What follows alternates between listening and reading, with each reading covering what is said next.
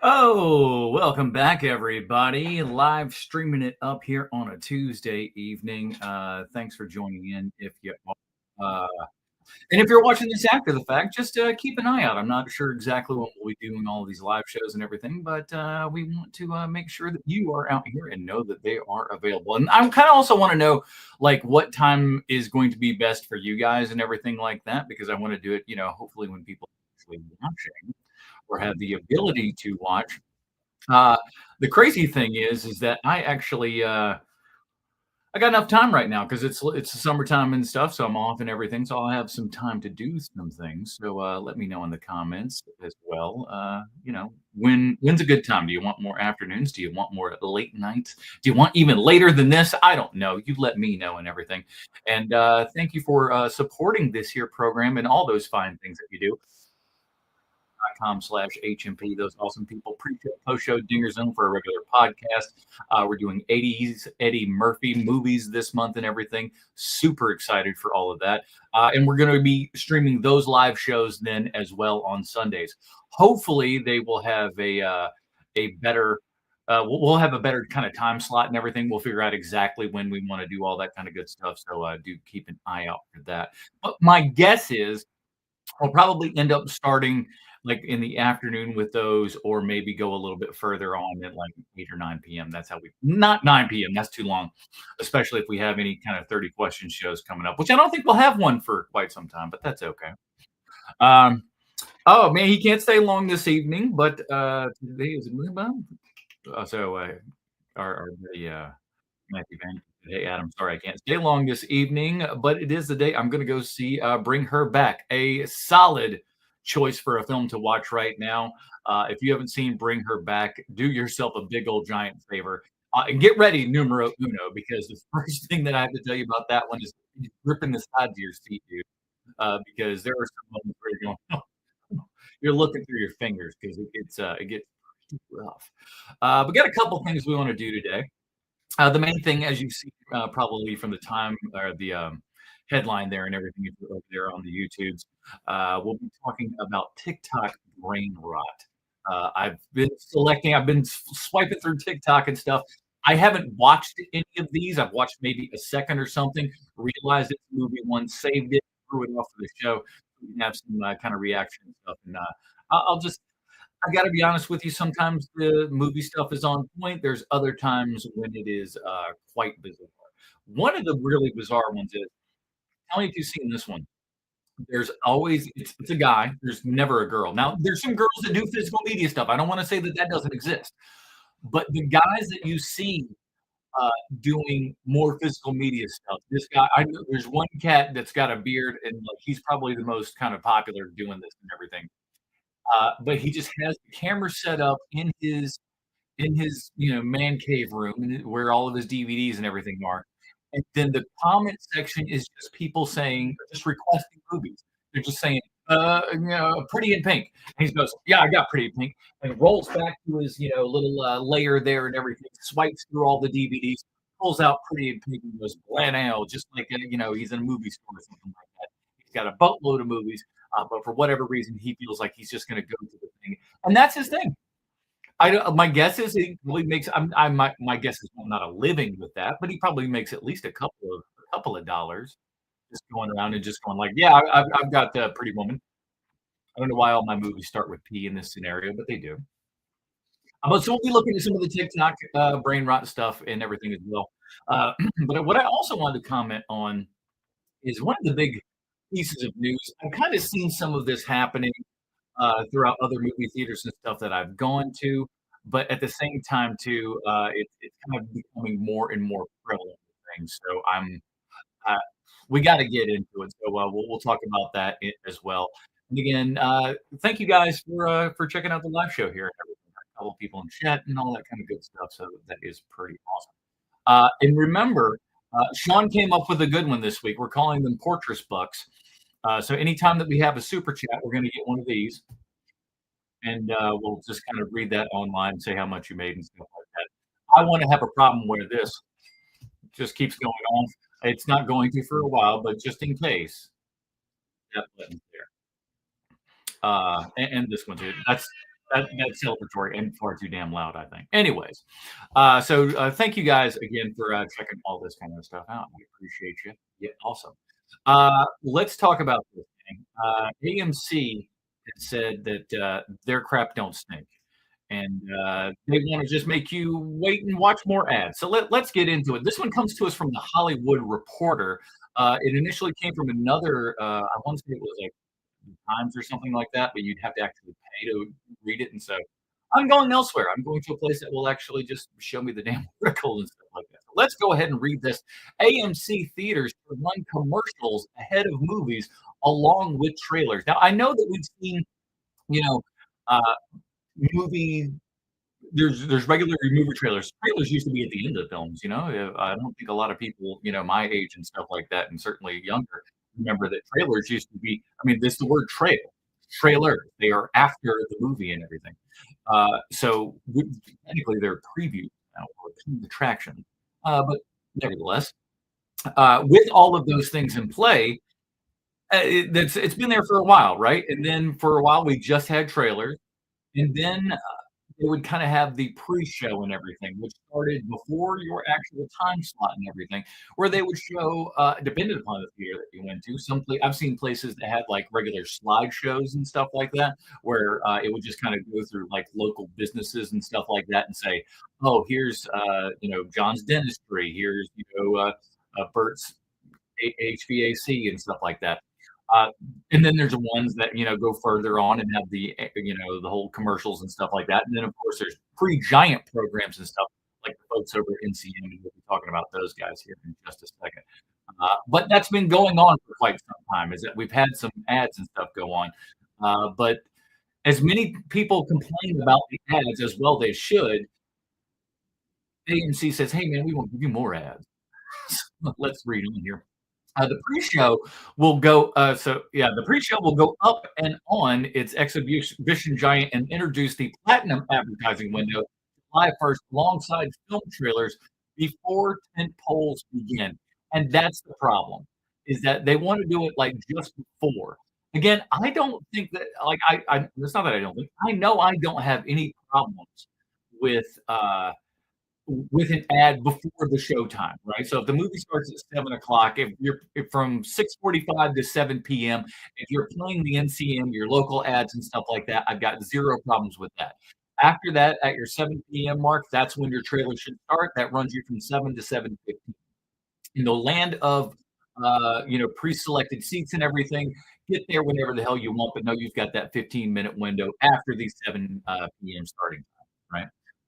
What we don't want to do is add in more commercials on top of that. Again, I'm cool with all the kind of pre 7 p.m. commercials. Run those to your heart's content, baby. Have that. Now, me personally, I love it when I walk into a movie theater. Now, it doesn't happen too often these days, but I have had it in the past in smaller theaters and stuff like that, where you'd walk in and they were playing either like classical music or even better, movie soundtrack, where you could just, it's like you're listening, like, oh yeah, that's a DT right there. So you go through and hear that sort of stuff. But if you're playing commercials, that's perfectly fine. Play all of those commercials right up before your trailers and everything. But AMC goes, nah, man, we won't do that. Let's do that. AMC Theaters has agreed to show pre-movie advertising before features begin as part of the new deal with National Cinemedia. Hollywood, Hollywood Reporter has confirmed. Starting July 1st, AMC will run a platinum spot with pre-movie commercials alongside traditional film trailers that will play for its audiences. The AMC and NCM in-theater advertising companies will share the revenues from the pre-movie advertising window. So yeah, that's kind of the big structure here and everything. This is no bueno. And I've seen this before. My local theater, which is like a stone theater, you folks don't know what that is. There's a couple of them around, so very few and far between.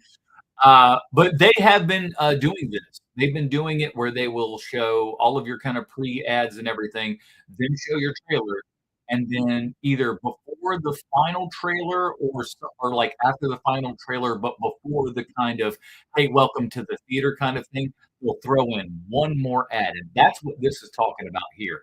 And I can tell you, it pisses me off to no end. It's so stupid. Let's keep going. AMC in a statement explained why it has overcome initial reservations, now follow rival exhibitors, plural, and start showcasing. Let's start again. AMC in a statement explained why it overcome initial reservations and now follow rival exhibitioners and and start I'm not even going to read it anymore. While AMC was initially reluctant to bring this to our theaters, our competitors have fully participated in for more than 5 years without any direct impact to their business, except for the things that we don't like because it's boring and sucks and we hate it. But, I'm not talking about us, the actual people that live here. This is a strong indication that MCM pre-show initiative does not negatively influence movie going habits. AMC. I mean, sure they can say that. Like, here's the thing though. How many of you are actually would sit through those things and then walk up to somebody after the show and say, "Hey man, that sucked." I don't think any of you would do it. And most wouldn't for good reason, because it's a pain in the ass. You also know that it's gonna end up falling on deaf ears. Who's gonna write an email? Are you guys writing emails to AMC or any of these other places after they would do things like this? No, we grin and bear it because it's the way that you end the movie, that's just how she was. That's ridiculous. Let's see what their explanations are. New deal between AMC and NCM allows both companies to drive new revenues to offset the impact of being hit by the shutdown of the COVID pandemic, followed by times followed followed by, at times, altering Hollywood industry recovery since reporting of theaters and advertising being affected by microeconomic headwinds. Oh my lord, I clearly don't read a lot of economic bullshit, do I? Uh, this is bad. And again, I love the scapegoat that has become a pandemic. Pandemic is just an excuse for any and everything. It would be lovely to think that, like, oh, we might change things. No, no, no place is changing these things because they found out that they can save a couple of nickels and a couple of dimes here and there. And why would you want to spend more money when you can just put more money in your pocket? But again, as one of my many things that I continue to say over and over again is that the movie theater business themselves have not realized that they are in a volume, or at least they should be in a volume game. That's the big difference. That we're bringing all these premium movie experiences and everything to people. But the biggest problem is we just don't care. We just don't care about any of those things. We'd rather it be cheap. We'd rather it be cheap and, that we could go. I mean, again, I'll ask you this, chat. If you went to a movie theater and they said, "We will give you a movie, a popcorn, and a drink for $10," how more likely would you be to go to the movies per month if that cost was 10 bucks? Monday through Thursday, $10. And I go to the movies fairly frequently. I would definitely go more. I would give more movies a shot. Like I said, with the Life of Chuck that I reviewed on the live stream and everything, and you can go, check that out, on our YouTube page there. Um, I didn't spend a lot of money on that movie. It was like $5 to see that movie, and though I didn't, like, thoroughly, go bonkers for the movie or anything, I didn't spend a lot of money. So therefore, I didn't feel like I got punched in the gut. You pay $5 for a movie, you don't feel nearly as bad. Let's continue on here. Again, we're always blaming COVID, aren't we? Our participation delivers us vital revenue as we continue our recovery path and allows us to continue offering significant value on ticket prices through initiatives like Discount Tuesday, 20% off matinee pricing, the upcoming 50% off Wednesday ticketing program, AMC added in a statement. This is a big one. I think they know it's there. The writing is on the wall. The writing is on the wall to the point where they just go all summer, which they know is gonna be a dog crap summer. We've talked about it on the podcast. This year is going to be absolutely atrocious for summer film. There's like we barely named 10 of them on the dingers. Because when you look through that summer movie list, it is absolutely atrocious. This is like the polar opposite of 1989. It's the exact opposite polar end of the spectrum. Whereas they had every amazing movie that you could possibly think of comes out in 1989. We've got three, and the chances are half of them.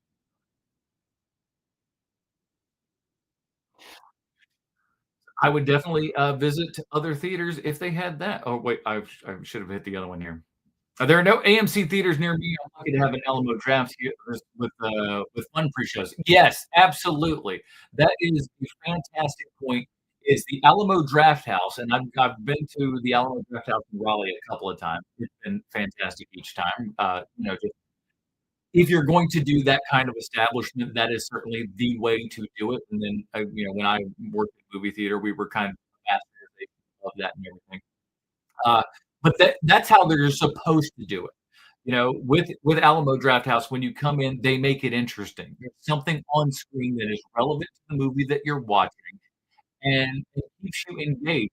And in a situation like that where people are coming in and ordering food and everything, you're gonna want, just people to pay attention to stuff. And like, I don't know, it's a lot different scenario with those guys and everything. But I agree.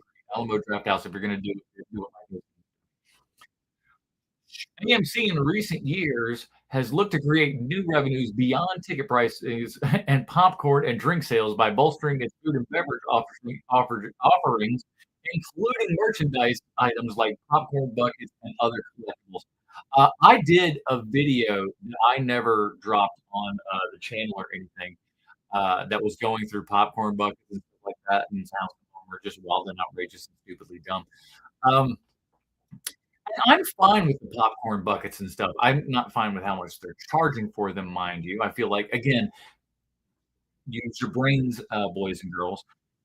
If you sell a lot more of them at a cheaper price, you will make a lot more. It's a chintzy, piece of plastic that means nothing.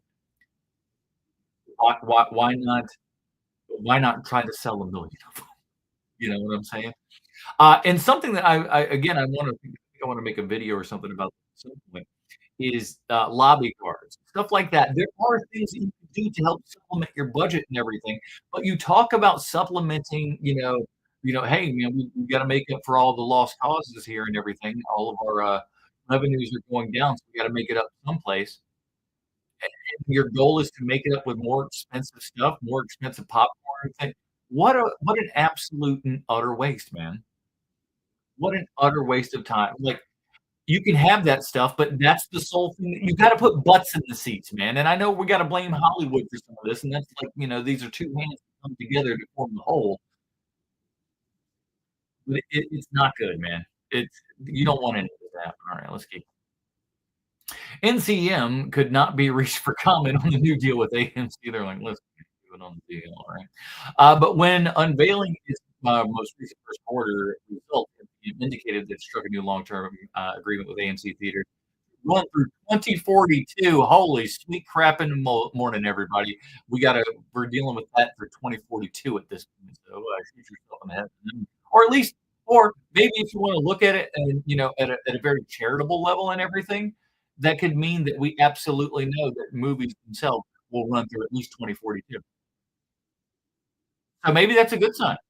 Maybe in a weird way, they've actually told us that the future of the movies is still going on. At least 2042. That's when NCO is gonna die at that point, I guess. The new deal apparently, I love that as a descriptor, included new advertising play in AMC theaters, the alignment of AMC pre-show format with MCM's platform, standardized and standardize and strengthen the value of the company's advertising, blah, blah, blah, blah, blah. Here's what it is. You're gonna be here's why this is ultimately a stupid thing. This is why this is a problem. You're getting into the trailers, that's kinda like that's your appetizer for your movie watching experience, right? They're the thing that's supposed to get you excited for the entree that's coming up that is your feature film. You're supposed to be excited about. And all of a sudden, you're going movie, movie, movie. You're in your movie brain, you know? And then boom, you get another Toyotathon trailer. This month at Toyotathon. It makes me mad, dude. It makes me mad, and again, I think we need to realize that movie theaters need to just start going to lower prices. If they went to lower prices, I think people would show up, people would take a gamble on films they might not see otherwise, and then again, also, again, as I've said previously, Hollywood needs to understand that, hey, maybe every single movie we make doesn't have to cost $150 million to make. Wild and crazy idea, but it just might work. Um, so yeah, that's it for this one. Let me know what you think about AMC throwing in more trailers for you, and how what would 'cause I almost had the thought of, like, what would you pay to not have trailers? But here's the deal, man, we already pay. We're already paying. It's unbelievable. Like, seriously, the most your ticket costs is like $8. The fact that we are running on $15 tickets right now is absolutely ridiculous. It makes 0 sense, and then they look at you and go like, "Why is attendance down?" Concession sales are down. What's the deal with that? Well, it's real simple. They don't feel like they're getting a return on their investment.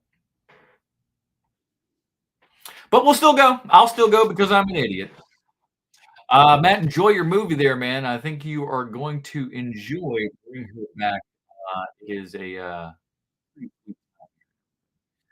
I'm figuring if I want to go on something this week. I'm not sure what kind of floats my boat here and everything, but end up watching something.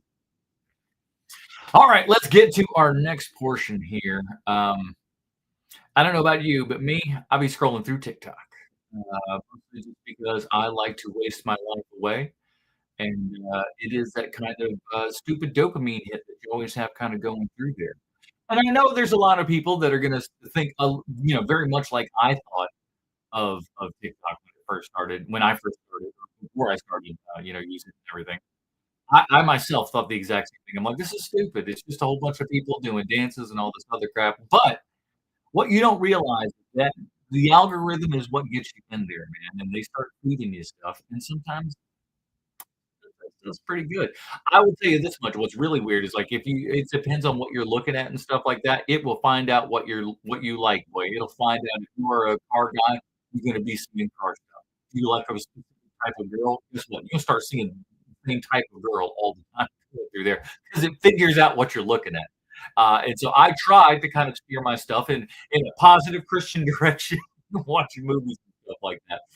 So I've come up with some of these TikToks and stuff that I've kind of pulled from the feed and everything. I haven't watched any of them.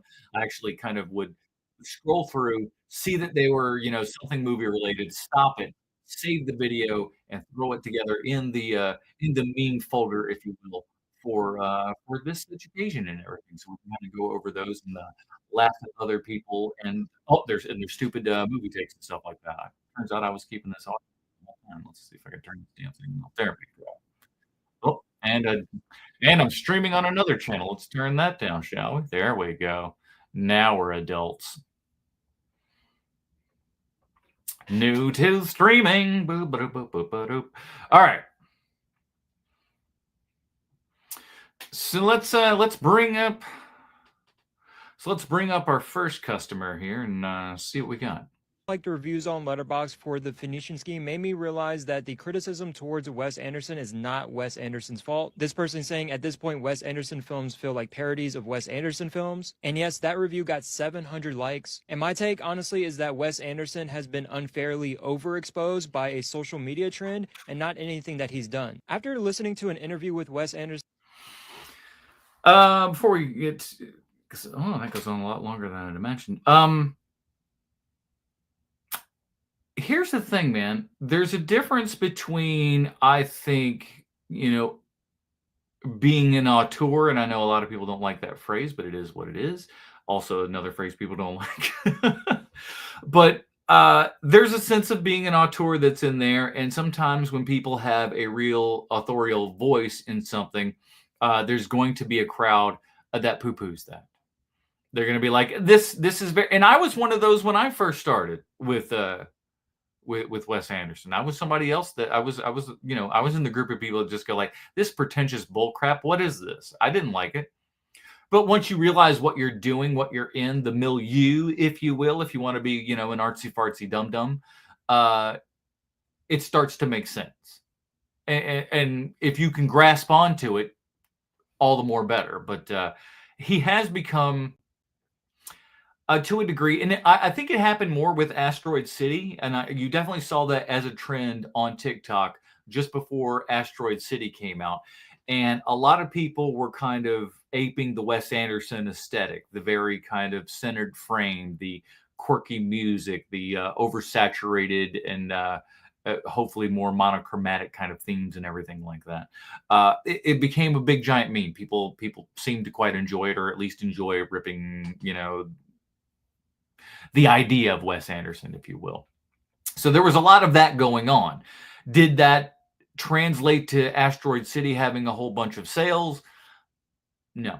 But this one, I don't know. I'll take a look here and see how much this sucker has gotten us as far as money is concerned.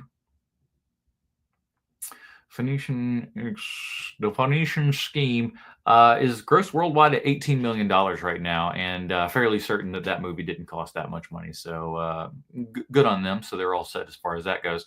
But yeah, I feel like this movie's doing better than some of his other films and stuff like that. I think it's a little more inaccessible than some of his other films for sure, especially if you're not, into the Wes Anderson vibe and all that kind of good stuff. But to each their own. Anderson talking about the Phoenician Scheme, and with the announcement of the Criterion Collection box set of his movies, he said that when he sees all of his movies lined up, he looks at them all so different because they're at different points of his life, with the Phoenician Scheme being about a relationship between a father and a daughter. But the Phoenician Scheme has a lot more to offer than just that relationship. It definitely anchors the movie, but there are a lot more themes that are explored here. A movie that was originally supposed to only center Benicio del Toro, a business tycoon, eventually developed into a story about a father and daughter relationship because of Anderson having a daughter, because Del Toro has a daughter, because Roman Coppola has a daughter. But there's a lot more to unpack than just that relationship. We're talking about greed, mortality, faith. There are different ways to connect with this movie, which is overall fun.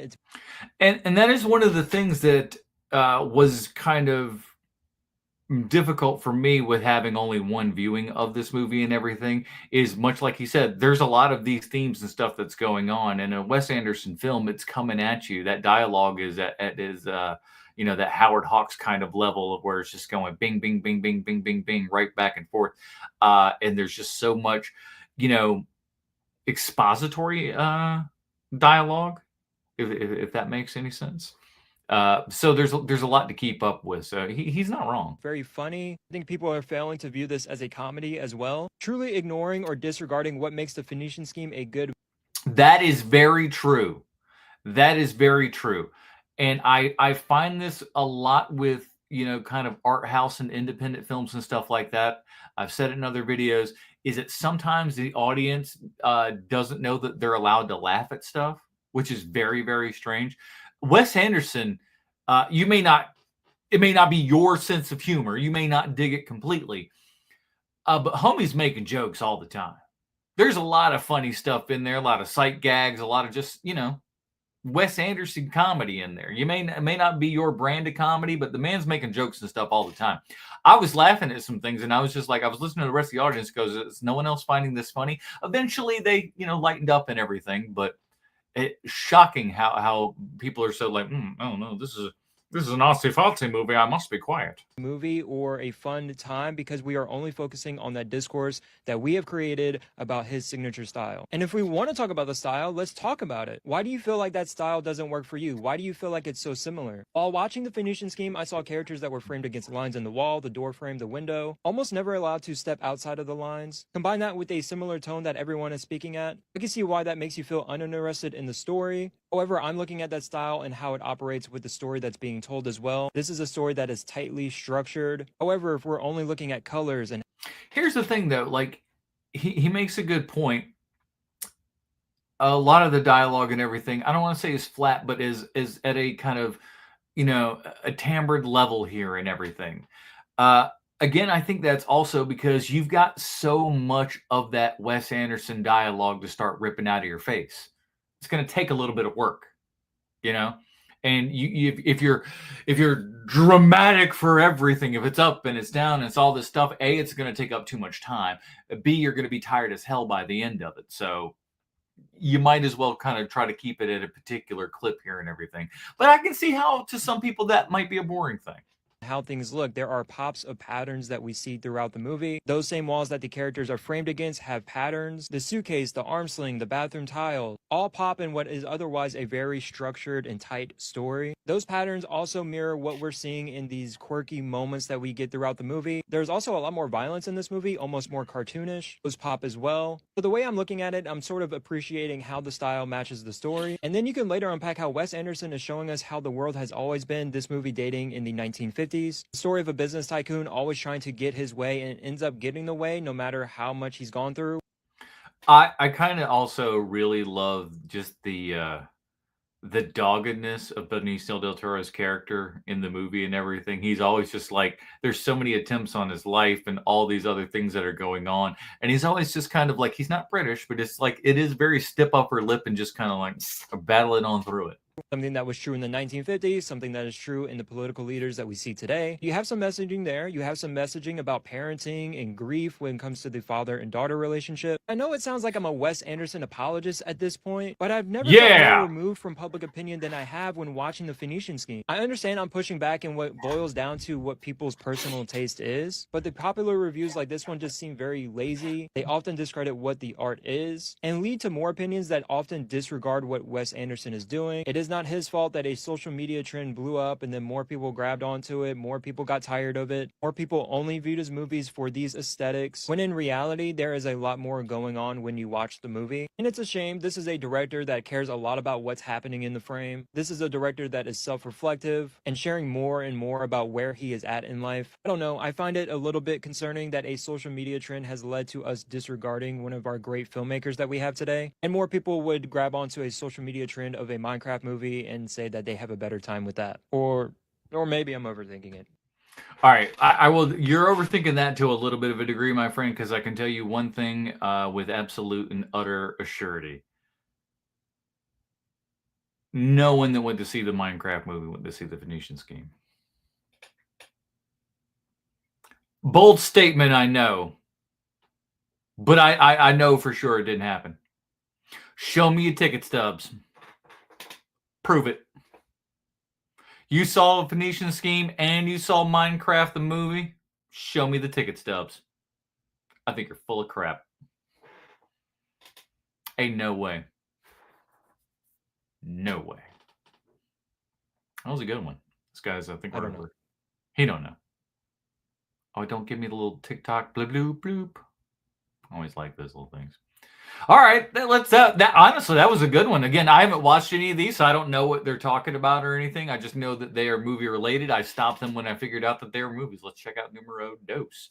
Hopefully, it doesn't blow us out of the water here. Oh my god! Oh my god! It came. Look, hot and fresh. Spectra. Ooh, crazy. Right? Okay, hold. Come here. 16mm film. What? 16mm film. Okay, interesting. Because when I say this initially, I did think they were like it said it right there, film bro. I didn't know we were rolling on the real film here and everything, which is interesting. Because I was when I went to film school, we were like right on the cusp, right? Film was still definitely a thing. People were still shooting on film. We shot all of our stuff on film, from like your 16mm project, 35mm project. So we shot on film, edited on digital. So we were like right there at that kind of, crossroads and everything. And I was one of those guys that was very much a kind of pro film and everything, was anti-digital and stuff at the time.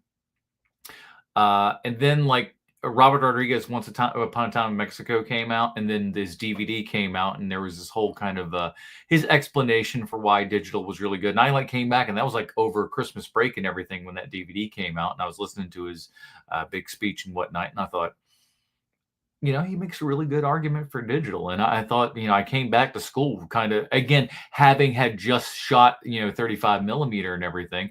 I was like, wow, everything he's saying about speeding up that work process and everything, and, moving at the speed of creativity and not being bogged down. I had just been bogged down by all of, the things that encompassed shooting on film and stuff, waiting for setups to get done, making sure the lighting is there. But at the end of the day, also not knowing what you're being delivered. That sucked. And Rodriguez was like, look, man, you can just see it right here on the thing and you're all good. And so I became a fairly decent advocate for digital and everything. But as time goes on, I'd almost like to see more film being shot, because I'm telling you, I see a couple of these movies nowadays, and they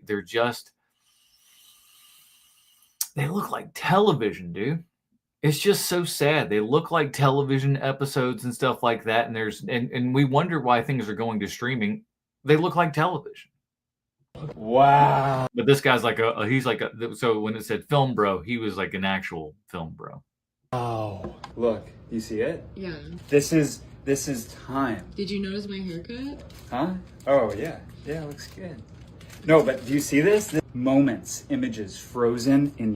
I'll say this, though. I will say this. You see how excited he is that he got this thing in the mail. Why she had to make it about her? He ordered this thing. He was waiting for it in the mail. She comes in here. She's like, what do you think about my hair? Oh, I'm sorry. Thought I should step, my day aside here and take a look at your hair, as opposed to this thing that I ordered, in the mail, 6 weeks ago or however long. Get out of here. Time. Crazy, right? Did you know that Quentin Tarantino shot his first film on 16 millimeter? Did you know that? Did you know? This is essentially like what Interstellar is all about. It's about 16 millimeter.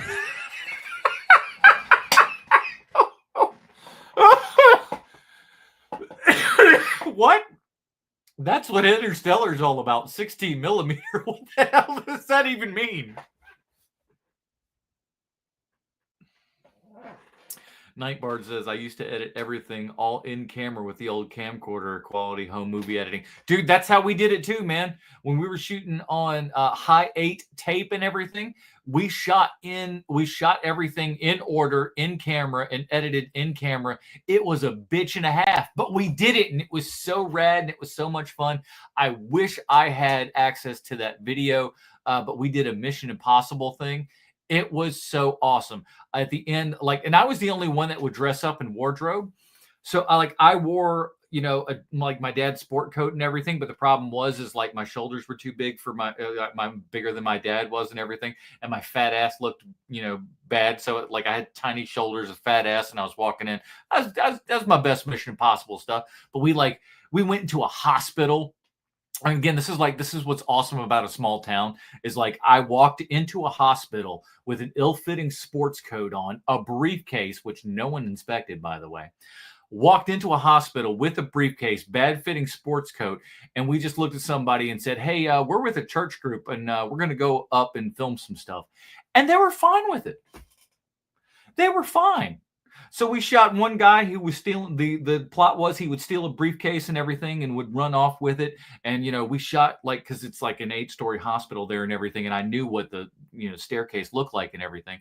So I was we shot some stuff, and I was running down the stairs after the guy and everything. And we shot all the way. It was such a rad time. And we did it all in camera, every single bit of it. We started out during the day when my friend Craig got assassinated with a gun and everything. And we splattered the blood on the car, again, all in real time and whatnot. It was such a rad idea, dude. So listen, I understand this, the old school times here and wishing for some of the days gone by. I get it. It doesn't matter. But did you know that Quentin Tarantino shot his first movie on 16 millimeter? how he's going back to that route for the second time. Just goes, hey, Quentin Tarantino did this, by the way. Just so you know, Tarantino also did this. I mean, my first film was shot on 16mm. Like, I'm just saying. I'm just saying I might be him. You never know. You never know. Quentin Tarantino, PTA, Ryan Coogler, Talon Hadfield. Talon Hadfield sounds like a name, right? Like, Jesus. Sounds like a name. This for Coca-Cola. Talon Hadfield. That's funny as hell, dude. That's good stuff, man. All right. Well, let's remove this one and start our next one. Just saw Old Boy.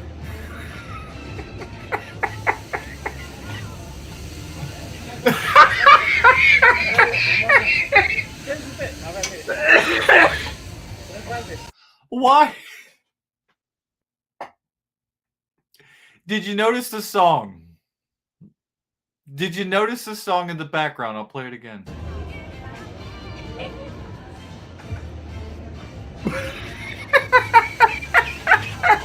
I saw Old Boy, don't go breaking my heart. Oh my Lord. Fantastic. Next up. Through my top 10 horror movies of 2025 so far. This list is main. All right. I saw this and I stopped at this particular moment right here and I said, I've seen a decent amount of horror films in 2025 so far, not as many as I would like to see. And some of them are streaming on Shudder and stuff like that, which I kind of need to, especially since we're in the summer times here and everything. I feel like that's only smart. I need to check out some more, but I have seen many in the theater this year. And again, I think horror movies are the thing that is going to save Hollywood, hopefully, just because they can make the most amount of money and get the most amount of return and stuff and start getting Hollywood in a direction that it needs to be going, which is profitable. That's right. Profitable. We should be profitable. Genius idea. Mainly horror, but it's going to be a little bit horror adjacent too. My umbrella we're already getting off track of horror is all encapsulating. So number 10 is going to I think it's all encompassing, but that's okay. be Scott Derrickson's The Gorge. This is one of those that's kind of horror adjacent, but it definitely has horrific elements, and I actually count just that. had a I'll blast allow it. with it. And number 9. All right, so yeah, The Gorge. Gorge is pretty good. That's on Apple TV. Miles Teller, Anya Taylor-Joy. Maybe not amazing. Comparative to other Derrickson works, I'd like it more than like Black Phone. Say that. 9. We have another horror adjacent movie. So really, you could have made this a top 5. Let's be frank here. With Drop. I love these type of like novelty horror thrillers. Novelty is kind of a gross way to put it, but I get what he's saying though. I enjoyed Drop quite a bit. Drop was another one that again I knew absolutely nothing about. I literally knew the title was Drop and it was out by Blumhouse. That's it. That's all I needed to know. I mean I honestly I didn't know what the plot was about. I didn't know it was about cell phones. I thought I'm like, is it an elevator movie? It's not an elevator movie. I couldn't have told you. So like I always tell people, man, if you can go in with zero ideas, because I knew nothing about Drop, but I enjoyed it quite a bit. We just feel the tension. It's just like an anxiety-inducing ride, and you're just constantly wondering how we're going to get out of this mess. Then in 8th place, we have Companion. This Companion, also quite good. Really, really enjoyed Companion. I'll say this, though. If Companion is at number 8 for him, my. All right. This entry just helps solidify Sophie Thatcher in her importance to the genre and winds up being a really good movie. And then in 7th place, I have Hard Eyes. I was actually... Again, man, I've seen so many bloody horror movies this year. It's ridiculous. Hard Eyes was a lot of fun. I'm telling you, like... we have all of these complaints, and the complaints are not unfounded, is that there's a lot of garbage out there in movie theaters right now, and there 110% is. But here's the difference, everybody, is that horror movies, some of them at least kind of know they're junky, or at least know that they're not, the most amazing things in the world, but they don't give a damn. They've got a cool idea, they make it interesting, and they run with it. Hard Eyes was another fantastic example of that, where it's just like, you know what, when I went out of that movie, I had a good time. I was a smile on my face. Was it like a combination of other horror movies that I've seen in the past? Absolutely. But you know what? I didn't care because it was original enough. It was fun enough. And we just don't have enough fun in movie theaters anymore. Actually really impressed by this movie. I thought that the two leads were really charming and I enjoyed their chemistry. I didn't know just how much I was going to enjoy a horror rom-com mashup. I don't think I I knew nothing about Hard Eyes either. In sixth place, we have Bring Her Back. While I didn't love it as much as Talk to Me, I thought this one was a really good movie. And then there's always the standout, super difficult to watch scenes. Then, All right, I just missed it because I was looking at Peter's chat here that said Companion maybe my favorite movie movie of the year so far. I agree, man. I wouldn't go quite that far, but it's certainly within that top 5 for me. It was, not knowing anything about it is the best thing in the world with these types of movies. Spoiler alert, if you haven't seen Companion, turn this off, all 3 of you. But I didn't know it was a robot. I didn't know until the movie, until they had to reset her. I didn't even know that much, son. Boom. Head blown, man. Amazing stuff. I got to figure out where the hell we were in this thing. Hold on. Talk to Me. I thought this one was a really good movie. And then there's... Show me a poster. Enjoy a horror rom-com mashup. Then in sixth place, we have Bring Her Back. Okay, Bring Her Back. That's what I thought he was saying, because I heard Talk to Me, and I'm just like, that movie didn't come out this year. But Bring Her Back, yeah, I did a big review of that on the live stream here and everything last time. Go check that out on the YouTube page there and everything. Fantastic movie. Squirming in my seat, man. Again, we're not even in the top 5 here, and he's already throwing out some of the big guns. So I'm nervous or trepidatious. What you got for us, man? I didn't love it as much as Talk to Me. I thought this one was a really good movie. I didn't like it as much as the other one, so I put it in the top 10. And then there's always the standout, super difficult to watch scenes. Then, number 5, I have Final Destination Bloodline. Now, I saw Final Destination Bloodlines. I did like it. I thought it was a good entry into this series. Certainly a fantastic way for us to send the late, great Tony Todd out with style and stuff like that. Especially knowing his condition and everything when he shot this, and you can tell by looking at him that that he's knocking on the door and stuff like that. To have him deliver a speech and stuff about life and death while he himself was knocking on the door of death there and everything is pretty awesome, and what a really great way to kind of end his career there and everything. And I don't want to say that the thing made him famous, because it didn't. He was way famous before then and stuff, but that certainly bolstered the second half of his career in the Final Destination movies and stuff like that. And I liked how it was kind of a prequel that then, follows itself all the way up to present day and stuff like that, and how it kind of lends back to the other movies and stuff. Really fun time. It was so much fun. Almost turn your brain off material, and I just loved it. Number 4, we have Borderline. Samara Weaving. All right, finally, something I haven't seen. Tell me about Borderline. Is the new Madonna doc?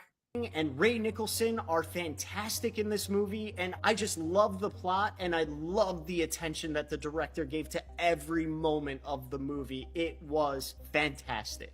But as far as you're aware, it's just called Borderline. So it's called Borderline. These are the 2 people. It's good. Shut up. Fantastic story. What's the story? Never you mind. And then in third place, I have The Damned. I am not a fan of folk horror, but this movie has made me a fan of folk horror. It's got a really... I figured that's a weird statement because I know a lot of people just based upon The Witch alone would be like, oh yeah, man, toe into the folk horror, dude. Big Witch fan.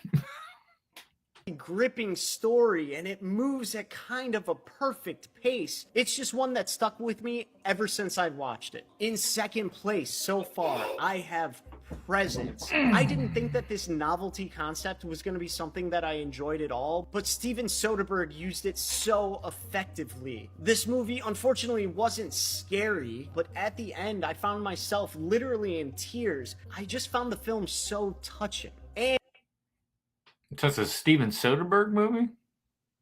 What's this? Literally in tears, though. I'm a crier at movies, but I don't know about that. Novelty concept. What's it? All right, hold on. I got to figure out what this was called again. In second place so far, I have Presence. All right, so that's a neon film. Let me look this up.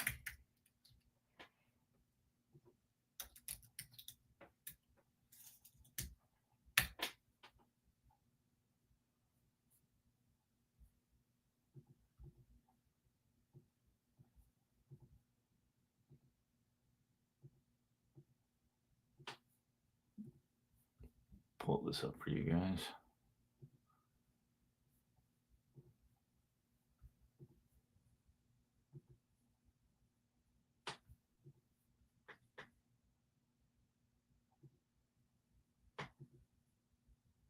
Well, I've screwed it up.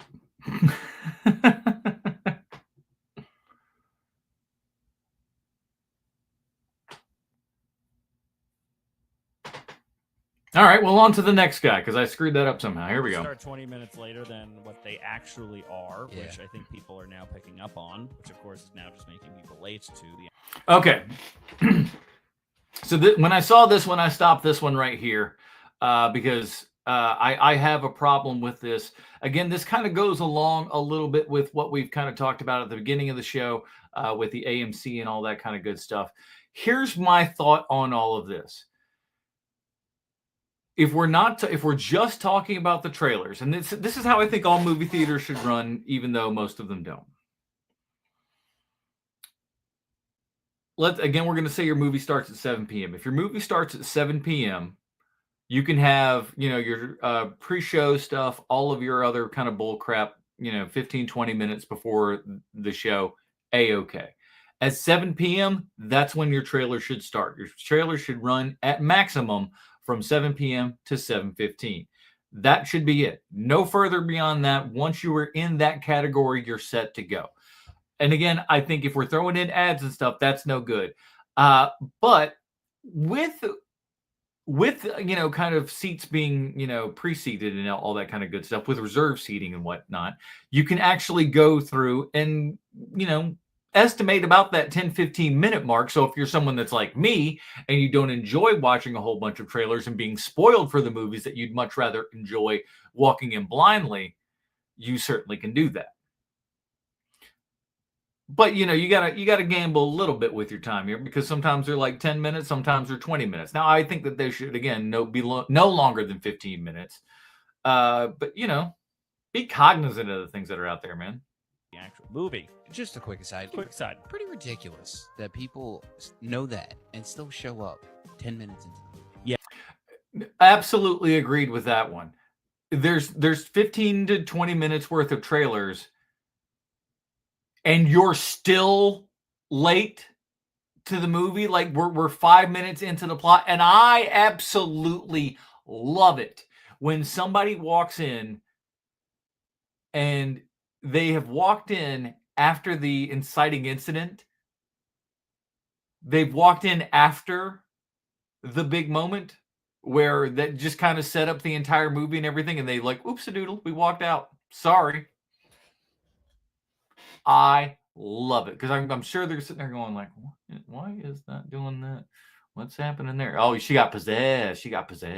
Yeah, it drives me absolutely insane. It's 7:30 on a Thursday, and unless you're coming from Staten Island. The Night Bart said this guy forgot to add another simple favor. What a missed opportunity.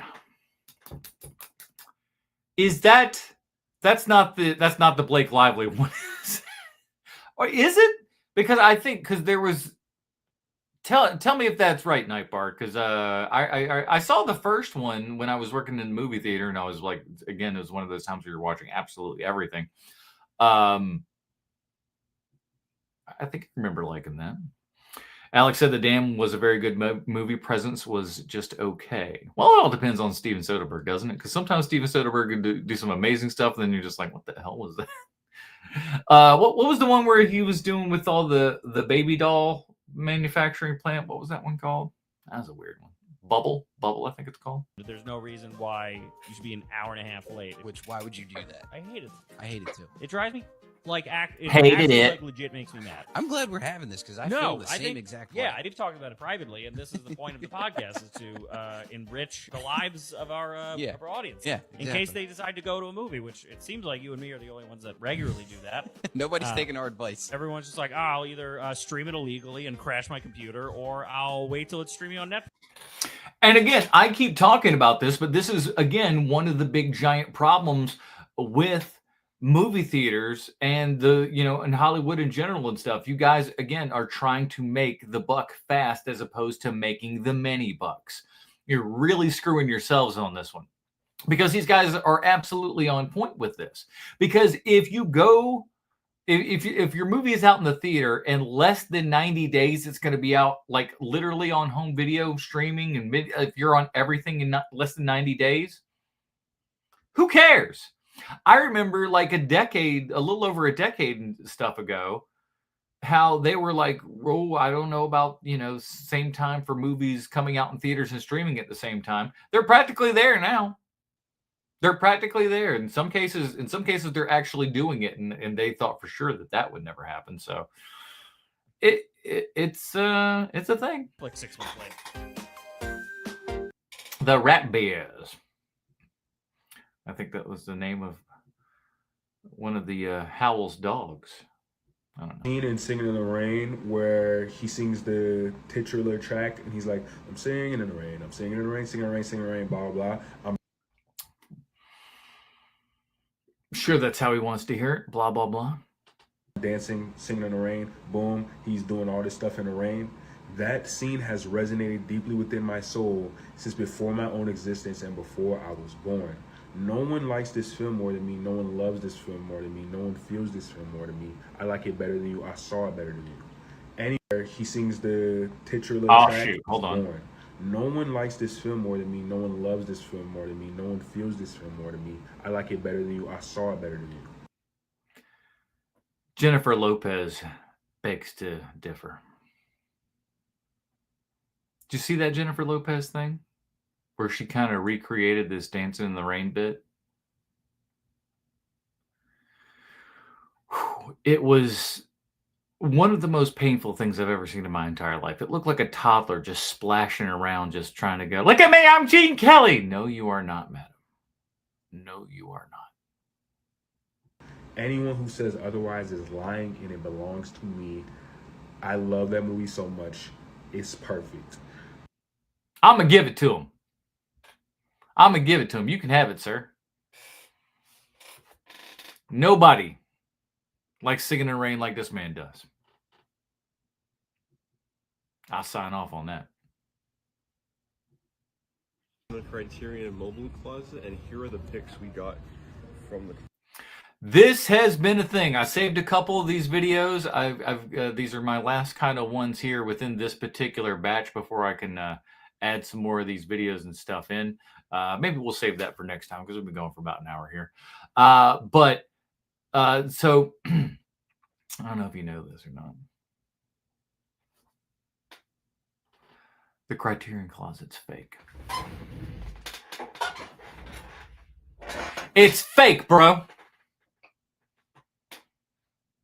Not even a real closet. Just a little set they put together. Load of bull crap is what that is. But the idea of the Criterion Closet, if you aren't aware, and we'll show you an example of it here in just a moment, because I got some footage of a guy going in. It's a room that you can walk into, in theory, a theory room, if you will. that you can walk into and get yourself a little Criterion disc, if you will. And most places now, the actors and stuff that they do it all with, my guess is they're with all of the Criterion people, and they're just like, go in and take what you will, please. From my understanding, what they do with this Criterion, with the bus, because they've kind of put everything in this bus and whatnot and brought it down, and they're bringing it on tour. They brought it to LA and New York and other places. This one's in LA, if I'm not mistaken. But I think if you go in and you wait in line, and I don't think these videos are in this batch, but I've got some video of people there was a big ass line for this thing and everything. But I think these people all pay 50%, just kind of the Barnes and Noble half off sort of deal. One of those, if you're willing to wait in the line and all that kind of good stuff. I wonder though, I feel like they have to have somebody in there kind of filming you and whatnot. But again, if you're taking your sweet ass time and it's bad enough being in a regular Barnes and Noble sale, much less, having to deal with the bull crap that is just doing it one at a time. Can you imagine one at a time? No, thank you. Let's see what this guy got. And again, this is also fun because I want to roast this gentleman as well. And not just this guy. I don't want to single out this dude alone here, but I want to roast just people's choices just on account of it. Say what your Criterion discs say about you. Closet. Our first pick is Guillermo del Toro's The Shape of Water. All right. Basic bitch choice. It's fine. It's fine. But I was looking at his shirt. He's got the shirt of the monkey on, Osgood Perkins. He didn't put that in the top 10 of the year for horror films so far. I think I would probably put the monkey in there. I thought that was a good enough film for what it was. This is kind of I'll be nice and say it's a little dude bro filmy, little film dude bro kind of action here, but it's all right. It's all right. I love this film. I think it is really good. One of his best, in my opinion. And I really wanted it for the collection, so we got it on 4K. We get it, man. You like fish sex scenes. It's all good. We all got our stuff, man. You do you. 2025. Have The Virgin Suicides. All right, Sofia Coppola's Virgin Suicides. I haven't seen this film in a very long time. I wonder how it holds up. I kind of only think about this movie in kind of the vague ideas and sense in my mind when I think of what was the movie that she did again. She's got horrible names for movies, except for The Virgin Suicides. That's a boss name. What was the one with the cat from Blade in it? There's like a scene where the cars run around in a circle. I forget off the top of my head, but I don't know. Hold on. This is personally my favorite Sofia Coppola film. I think it's amazing and really does a great job of exploring adolescence and mental health. I just think it's a really, really good film. Where's his other fucking camera at? They didn't go around and film the B-side separately, did they? The next one we have is Wounds of Desire. I have actually never seen this movie. See, no, they had to do it afterwards because it wasn't. It changed. All right, so I'm not going mine. I'm just like, is this guy like they're doing B-roll, which I appreciate. I appreciate them doing that and everything, but make it match better, damn it. But the cover of the Criterion release always intrigued me, so I always wanted to check it out. And I'm happy that I'm now finally able to check it out on this release.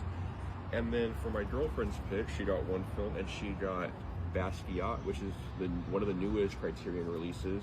She's an art student and loves Basquiat, so she really wanted to check this one out. So I'm really happy she got it, so I'm excited to watch it. Now I know this guy's full of shit. Girlfriend? Not at a Criterion sale, my friend. Very sus.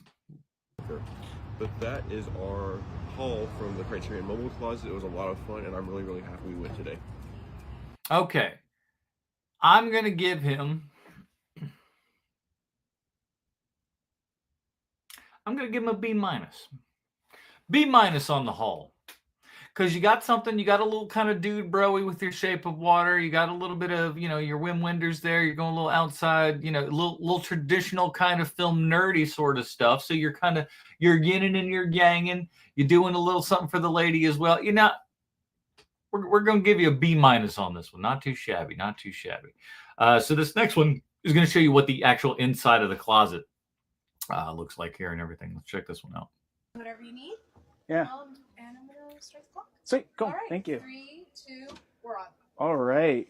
Cool. Well, thank you guys for being here in LA.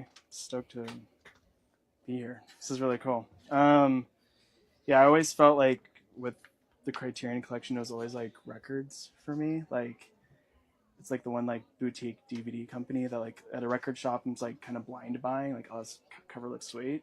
And I feel like Criterion's like the only one that gave me that. Totally. Yeah. So like, yeah. So one of the things I wanted to get is a kind of like a blind buy like that. A dude 15 years ago in my college course. This is what the worst date in the world is like for ladies. I don't have any 4K left, only Blu-ray. Okay, that's fine. Do you want the Blu-ray? Yeah. Oh, yeah, cool. I think I see it. Okay, yeah. He doesn't have a Blu-ray. He doesn't have a 4K player. And then I thought, well, that'd be a good blind buy for 15 years later. So I'm stoked to watch it because I loved Wages of Fear. And then this is a guy I couldn't hang with. I wanted to get Dazed and Confused. It's right in front of you. I see it. Is this Dazed and Confused is fine. Yeah, this one I like in middle school, it was like one of the first like indie movies I watched, and Slater was like, I wanted to be him when I went into high school. All right, I'm bored with this guy. Holy shit! Sorry. Let's go to another one. Criterion van, and I'm already back. The round trip was super quick, but I want to. Yeah, I got a couple videos from this guy. I don't know if I have everything's a little bit out of order than when I got him and whatnot. I love how this guy says Criterion.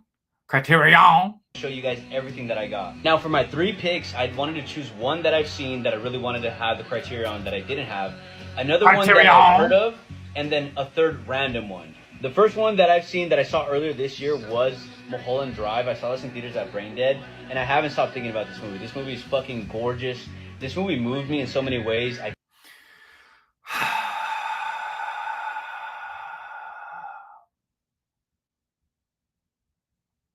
In what way, sir? In what way did Mulholland Drive move you? I'm curious. I think it's terrible. I think Mulholland Drive is a piece of garbage. Most of it was made with the remnants of leftover bull crap that Lynch had to do. God bless. God rest his soul. But it was put together as a hodgepodge of, kind of scraps that were left on the floor and everything. And you scratch your noggin going, why does this not, why does the narrative doesn't sync up? What the hell's going on here? And there's a good reason why. It's because it's all jumbled together. I cannot wait to just constantly replay this, and it's the 4K. Super happy I got this. Now, the second pick actually came at the recommendation of some of my mutuals.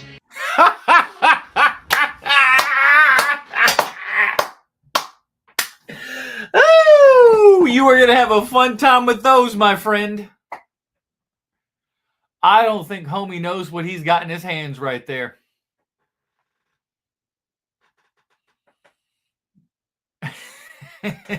I saw these movies in the 90s and whoo! If you ain't ready for these, you best be careful. And I had seen screen grabs of this, and my friend who came with me, Austin, was like, you know what, fuck it, do it. I got Greg Araki's, what is this? Greg Araki does not make very family-friendly films, let's put it that way. The Doom Generation. Oh, this is the Teen Apocalypse trilogy. Oh, man, between your Doom Generation and Nowhere, if you don't want to just jump out of a building, I don't know what's wrong with you, because, these are not feel-good. Okay, the box set is fucking gorgeous, guys. I'm going to do an unboxing later, but this is just absolutely beautiful. I am going to be watching Nowhere right now with Austin, so I'll let you guys know my thoughts about that.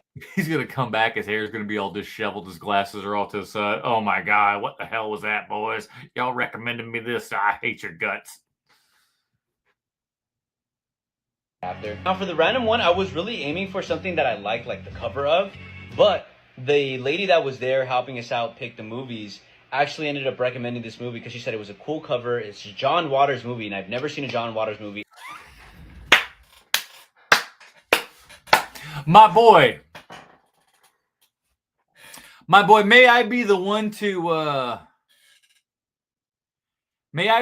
tell you the things that I think your friends are hinting at, but they're not, blatantly telling you? I wonder if chat knows what I'm talking about here. We start with the Gregoraki. We head on over to John Waters. What are your friends trying to say about you, homie? Again, 21st century. I'm not here to judge. I don't think that's true because of the hair. I think the hair would put us in the opposite direction of that. But maybe I'm wrong. But I feel like your friends are... your friends are intimating some things about you, my friend. Maybe. I know, especially during... Not that there's anything wrong with that. During Pride Month is kind of fucking crazy, but I'm going to watch it now. It is Female Trouble, the Criterion. This cover is so fucking... All right. At least they, Female Trouble's one thing. At least they didn't give him, Pink Flamingos or something like that. He probably could have, I think he would have liked Polyester a little bit better. I think that probably would have been a little bit more his speed, especially if you're not kind of into John Waters stuff. If you're not into John Waters stuff, I'm trying to figure out what would be kind of the best John Waters entry point. And it's a little tough to... Shampoo. Or not shampoo. Hairspray. Shampoo's warm bait. I would like to see John Waters do shampoo, like a gay shampoo. That'd be good. I know nothing about it.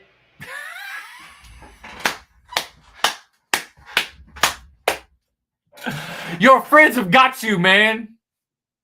I want to keep it that way until I watch this movie. I want to keep it that way. I don't know nothing about it, and I want to keep it that way. I want to have that shocked look on my face when my friend goes, "What the fuck did you bring to the house?" Super excited. I actually met the woman who helped produce the cover and this actual Criterion collection, as well as she helped produce this cover. Criterion Closet Picks. Dude, as I was waiting in line, I was freaking the fuck out. I was like, dude, what am I gonna pick? And I was like, should I get the Umbrellas of Cherbourg? And I ended up deciding not to go with it because I... That's some real film shit talk right there. Haven't seen it. And then I heard it was a straight musical, no talking piece. So I was like, I'm gonna wait to watch it. It looks gorgeous, but I'm gonna wait to watch it. I ain't doing none of that singing stuff. Get it out. They did give us these pamphlets to look through. It is listed in the order of the spine that it's released, so it's not alphabetical. It's not by director. You actually had to look up online what number or what the spine number was, so that way you knew where it was located inside. They also gave us this postcard right here with a free month of the Criterion channel. DM me if you guys want that code. I'll be able to give it to you guys. No problem. Me? I'm a Criterion Collection channel charter member. Got a little steel plate for it. It's back in the movie room, but I got it. Annual subscriber here for years now. I don't use it as much as I could, but I will say this, the same thing that I do with the Arrow streaming channel and stuff like that. I think it is absolutely worth it to put money in the pockets of people that actually care about physical media. So while Criterion and Arrow have their streaming channels and whatnot, they're still very much a physical media forward group and everything. And I hope they keep it that way. A little too much. Oh, that's our last guy. I'm getting him that. Let's delete that from the from the thing so I never see it again. My Lord. Other directors, the way that people speak about Wes Anderson. Oh, okay. Now I remember why I picked this one. Again, I stopped it right there when I got it, and I was like, okay, boom, here we go. I can't believe he made another suspense thriller with a dolly zoom.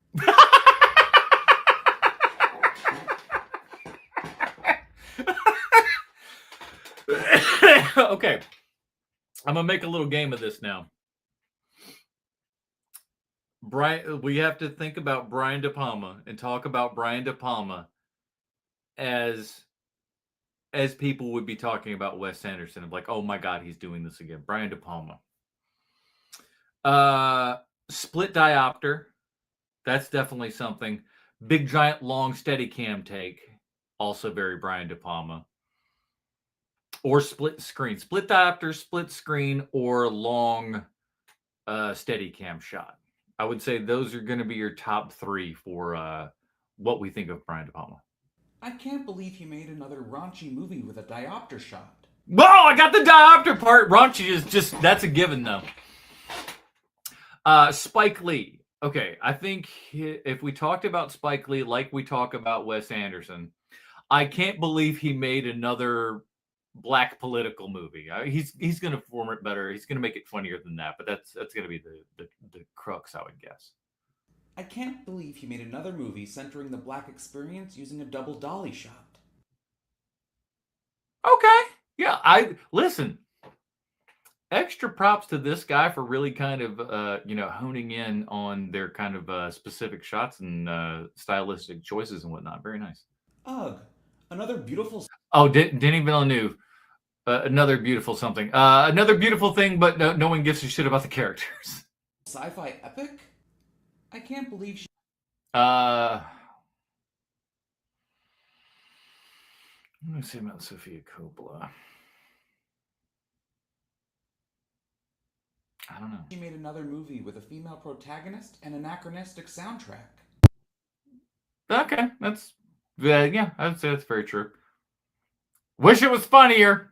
Your filmography, do you think the most Letterboxd members have in... Good God in heaven! I'm just trying to turn down the wrong damn channel. Here we go. Let's try it again and not try to blow our brains out at the same time. Which film in your filmography do you think the most Letterboxd members have in their 4 favorites? Now, this is something I'm going to do at some point. I want to get many of these like Letterboxd top 4 answers and stuff like that, and then tell you what your Letterboxd says about you. I'm going to do that with videos from Letterboxd with celebrities like Anna de Armas here and everything. And then eventually what I'd like to do is do those with you guys, and you guys send me your top 4 Letterboxd, and then I can tell you what those movies say about you. I think Knives Out? No. Second. Oh, wow. I don't know. What do you think Keanu's #1 movie is on people's Letterboxd? I would think maybe Matrix or John Wick. It's tough to say. I hope man's had a 40-year career, for crying out loud. they have a bunch of them, but I don't know. I mean, I think you need some John Wick. I think you need some Matrix. Probably Boondock Saints, bro. You knew that was the answer, and it probably is the #1 movie from him that people put on Letterboxd. But folks, let's be real. The Boondock Saints is utter garbage. I'd tell you how bad the sequel is, but who would want to waste your time watching that thing? Probably that one. Yeah, a lot of people like that one. Well, we're about to do a third. Oh, come on. Why? Why? Because Troy Duffy's got nothing else better to do? Who did he weasel in to get another? No one will give him more than $10 million. That's impossible. Don't give Troy Duffy money, people. For the love of God, please don't. Yeah, so there's a script out now. It's being fine-tuned. That movie... Fine-tuned. That means Troy is cooking it up in his meth lab. It's not going to see the light of day. It's like, oh yeah, real soon. Y'all realize how long it took to get Boondock Saints 2 out, right? He has fans that will run and tackle me across the street. Yeah, because here's the thing. Those fans are dum-dums. If you're a fan of Boondock Saints, I got news for you. A couple of brain cells is missing. I mean, I remember going to Blockbuster, and it was the whole wall of Blockbuster, and it was the #1. They knew you was coming, dog. That movie, no, that was not a movie that was on the shelf like, like a new Mel Gibson movie at the time. You remember the movies that were out big in Blockbuster and stuff like that, where there was like an entire section of the wall that was cordoned off for whatever that new release was. You and I know damn well that one of those movies was not the Boondock Saints. Lies, Daryl. They did that for you because they knew that you was coming. Rented movie ahead of Titanic. Beat Titanic. That's not his real name, is it? What's his real fucking name? Crazy, right? Some Crazy, Constantine, maybe some.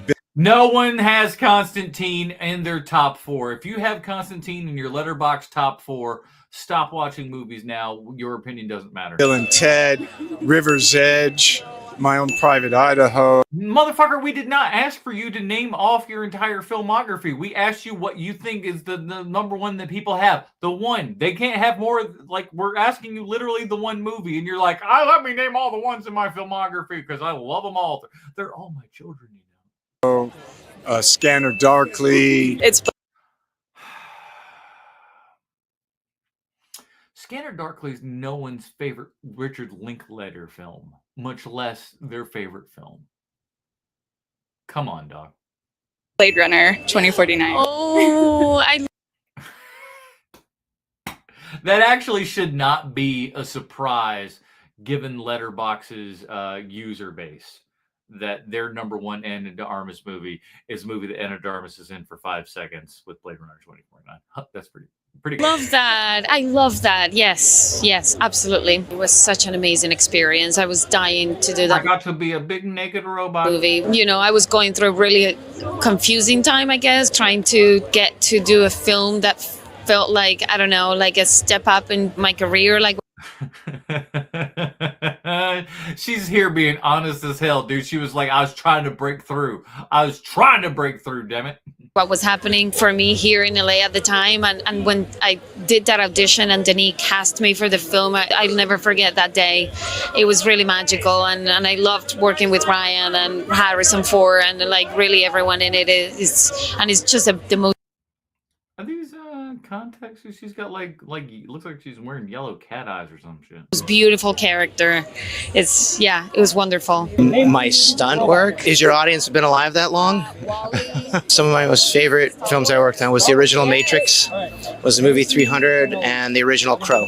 Yeah, Private. Never seen him. Look at him. He's still naming movies. Keanu, we asked you to name one, my guy. Lives of Pippa Lee is really good. I do have the answer, and it is The Matrix. No shit. The thing that we all thought of, the most popular, like, listen, he's in a lot of good stuff. But come on now. The Matrix is right. The Wachowskis were incredible mentors, both not just to myself and Keanu, but the entire crew and cast. Yeah, Marsh. Everybody likes to what's the word I'm looking for? Everybody likes to rosify the Wachowskis during The Matrix.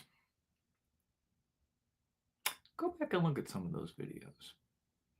They didn't do a lot of interviews back then. They didn't talk to a whole bunch of people. They weren't a group that went on to your talk shows and talked to people and be like, hey, yeah, man, this is, our movie's huge. So, a crazy step here in sci-fi and everything. It feels like kind of like a, I don't want to say a Star Wars, but something of that kind of like sci-fi legacy and everything. It feels like we're on to something like that. It feels like we should have these interviews.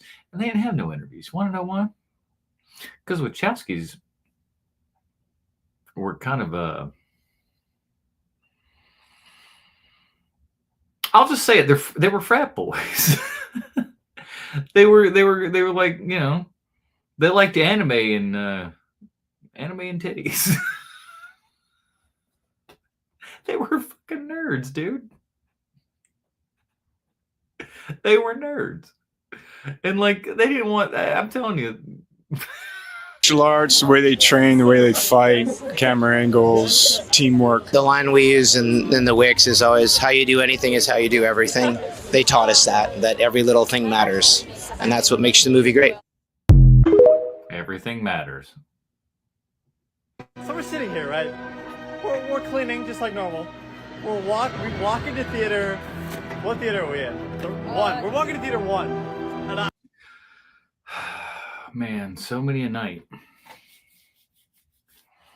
So many a night walking into a movie theater that was just disgusting and dirty, and we had it really worse than your average movie theater. Your average movie theater, you're like sweeping up popcorn, throwing away some trash and crap like that. We were a full-fledged restaurant and everything, so we had to throw away just mounds and mounds of food and stuff like that. So we had it super gross. So seeing stuff like this just kind of reminds me of the good old bad days, and I did all of it in a tie, which was amazing. We walk into theater. What theater are we in? One. We're walking to theater 1, and I peek around the corner to see if there's any. My guy, the music's way too loud. You can edit this in TikTok, Buddy, all right. So I come. Oh wait, and actually that might be the theater. Okay, I didn't realize the credits were still rolling, so it's probably the actual movie. So I'm gonna retract my statement. Around this corner, see if there's anybody. There's a guy. There's one guy in the whole theater sitting on his phone in the C row. And so I radio. I was like, can I just turn the lights on this guy and go in there and clean? Okay, all right. I know this is where we were headed, but here's where we're heading, boys and girls. It's story time.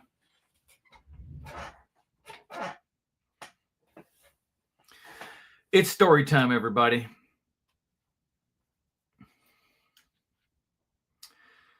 I do not like when people come into the movie theater before the movie is over, standing in the wings, ready to sweep stuff up. I know you got to get ready for the next show.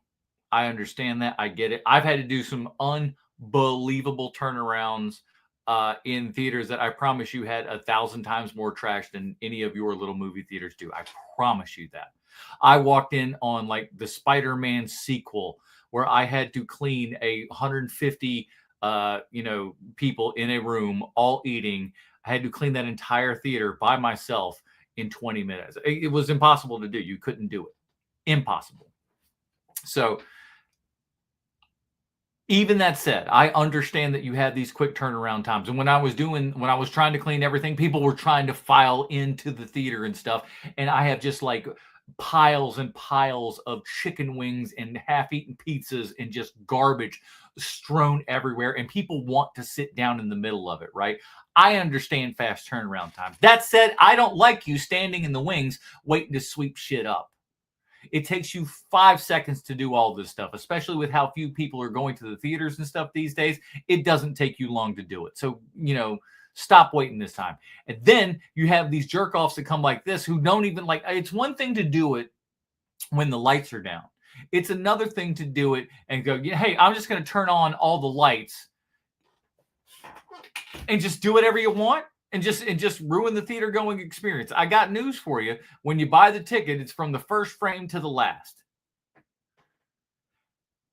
I'm just saying, until the house lights come up, the initial house, because there's several levels to the house lights. So the overhead lights are what they've got on right now in this one. So it's a step above what the normal light levels are. So there's one step above this before once the actual movie itself is done projecting, the lights go up one more level. That's when you as a theater worker get to walk in and start cleaning things. That is A-okay. And honestly, I think even 1 second after that light goes up, you can flip the house lights and put that up and then start going right away. I think that's absolutely 100% acceptable. But you walking in and ruining half of the credits and stuff while you just flipping on a light and going through and being an asshole, that's you, buddy. That's a jerk-ass move right there. It's not going to take you that long to get that place up. And you got a couple of people there with you. That's even worse. You're being a big, giant baby about it. Just wait till the thing is over. Wait till people go out, say thank you, have a great night, and then go do your job that takes 5 minutes. Quit being a little bitch. Even if you still in there, my manager gave me the okay. Your manager was an idiot. Your manager was an idiot and doesn't give a damn about the people that actually want to go and see movies. This is why movie theaters are starting to take dumps, is because you don't even know how to, give us the basic kind of just niceties of just waiting till the damn movie's over. I turn the lights on and we come in here to clean. And he literally just sits there on his phone until I finish the whole top row. And also this, by the way, people, this, you might think that you're being helpful when you stack your stuff, and I appreciate it. I appreciate the thought. just take this and walk all the way down and go throw it away. All right, listen, so we're sitting here, right? All right. First of all, stop being a little bitch. It doesn't take you that much. And again, you're just throwing out that stuff. You can so easily do that as somebody who's had to throw out stuff with like ice cream, right? Who's like chicken bones thrown everywhere, beer cheese thrown in, smeared into carpet, people vomiting onto things because they're far too drunk for stuff. Get out of here, dude. Your shit is so easy. Quit being a little bitch. I agree that people should take their garbage to the thing. I'm not sitting there saying that they shouldn't. They absolutely 110% should. But at the same time, too, you shouldn't be going in and flipping on lights and stuff while people are in there. I would have sat in that whole thing and waited for everything to finish before I got out. As a matter of fact, I might have even said something to you like, hey, I paid for this. Turn the fucking lights off.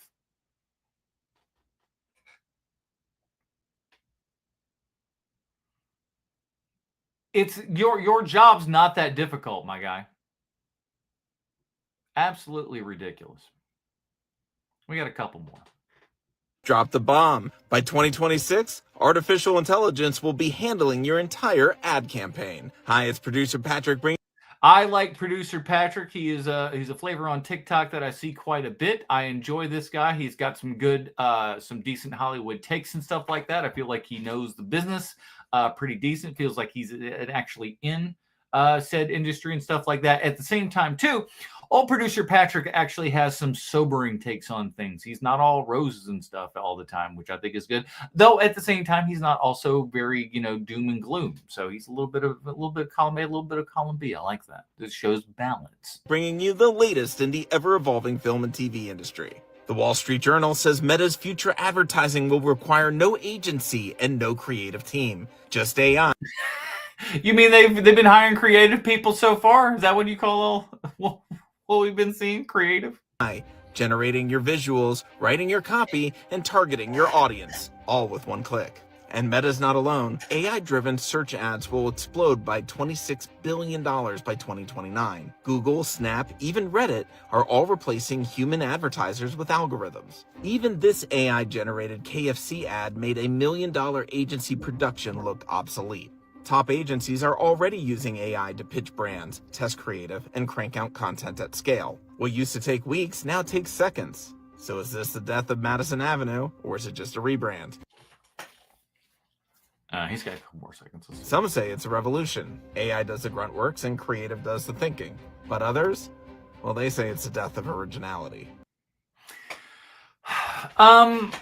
There's pros and cons to everything, I think. I think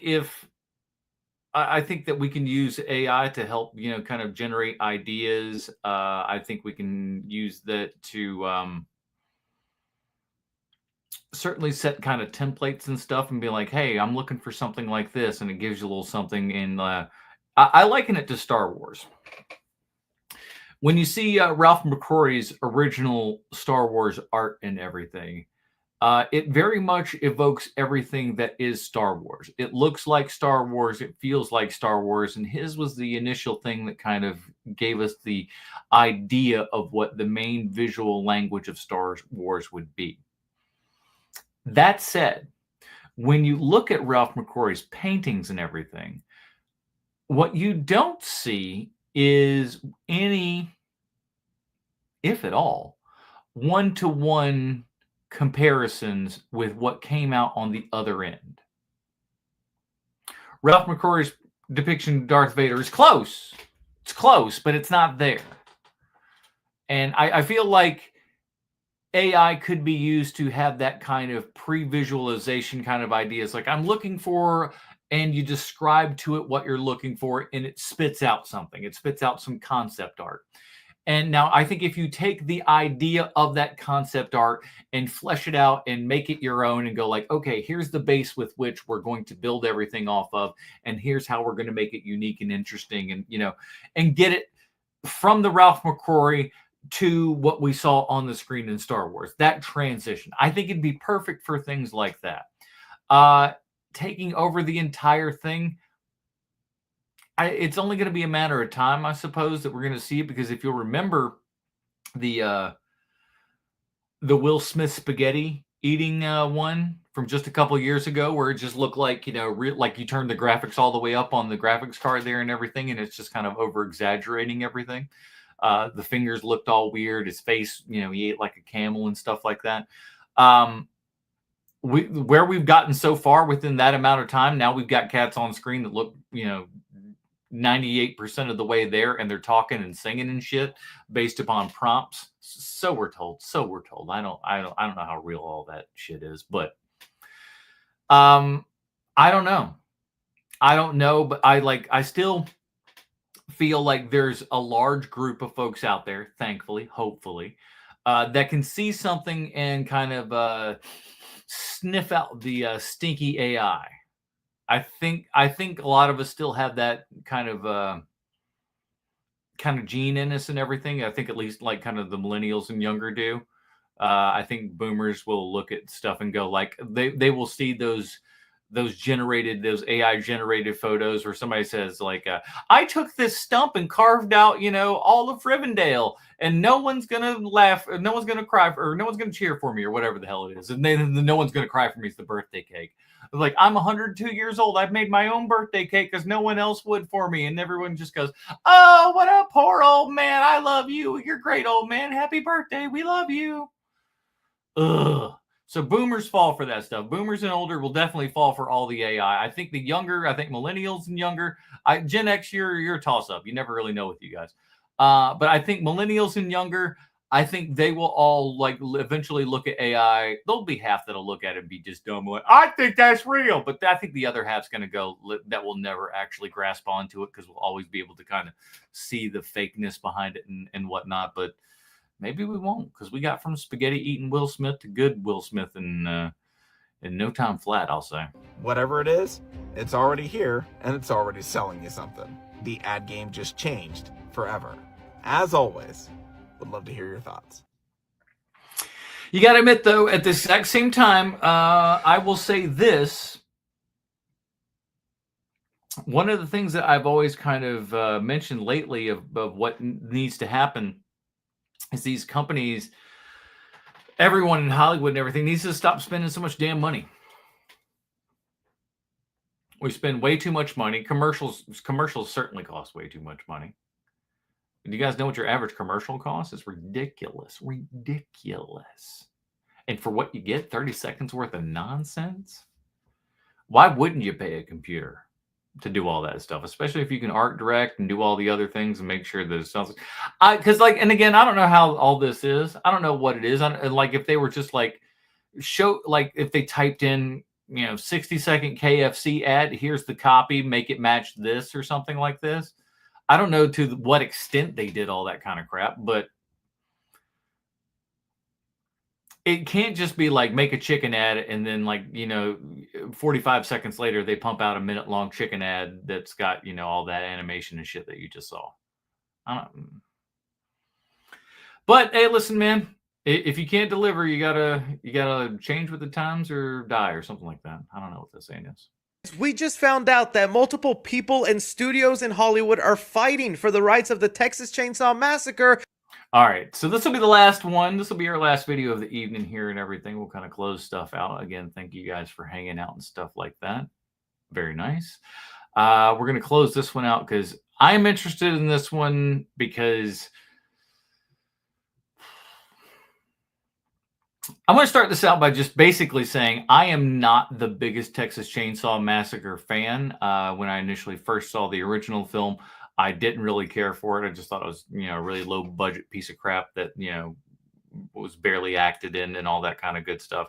I don't like most of the things. Upon rewatching the original Texas Chainsaw Massacre later, though, I do actually enjoy that movie. And again, having known a little bit of the history and stuff behind it, Gunnar Hansen's book about the making of that movie is fantastic. So do check that out if you can. He read the book on Audible and all that kind of good stuff. So do check that out. But the rights for Leatherface and all of the Texas Chainsaw Massacre stuff have been up in the air for quite some time. It obviously went to Platinum Dunes in the early 2000s. I saw that movie in the theater. And again, I was not a big fan at the time or anything. But the people that I was going to film school with were big Texas Chainsaw fans and whatnot. So I asked them, I was just like, hey, when we got to the film finished and I didn't like it, and I looked at them, I was like, what did you guys think of that? Do you think that was good? And they go, oh my God, it was shit. And I was just like, oh, thank God. The people that really loved Texas Chainsaw Massacre hated the 2003 one, so I felt justified in my feelings and everything. I'm like, okay, good. The people that like this, like the original, didn't like this one, so that's good. I haven't any of the subsequent ones past that one. I never really watched because why would you? But let's see what we got to say about the people who are in the running here for Texas Chainsaw Massacre. Horror movie fans, we just found out that multiple people and studios in Hollywood are fighting for the rights of the Texas Chainsaw Massacre. Tell me which version you want to win the war. First up, Jordan Peele and his production company of Monkey Paw want in on this. Of course, I would love. All right. What are the odds that if Jordan Peele makes Texas Chainsaw Massacre, is Leatherface going to be black?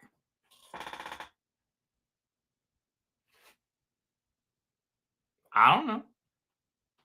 I'm just asking.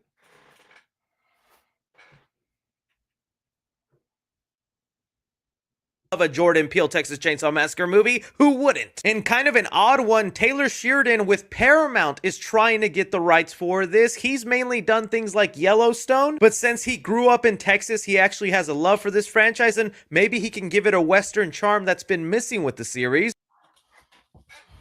This is one of the more interesting choices. Now, it might not be the right choice, but it's at least interesting to hear the name in the running.